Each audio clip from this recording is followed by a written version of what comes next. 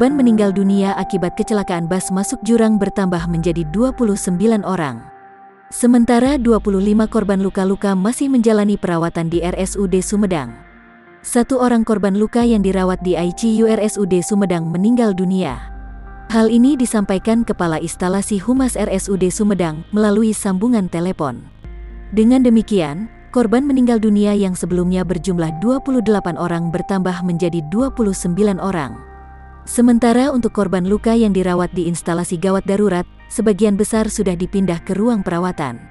Kecelakaan yang terjadi di Tanjakan Cahe, Wado Sumedang pada Rabu tanggal 10 Maret tahun 2021 malam kemarin, menyisakan duka mendalam bagi para keluarga korban. Badan bus Sri Padma Kencana yang mengangkut rombongan SMP IT Al-Muawanah yang terjun ke jurang di Tanjakan Cahe, Wado Sumedang, Jawa Barat berhasil dipindahkan. Proses pemindahan ini berlangsung dengan menggunakan 2 unit alat berat. Selanjutnya badan bus dibawa ke kantor polisi untuk dilakukan pemeriksaan.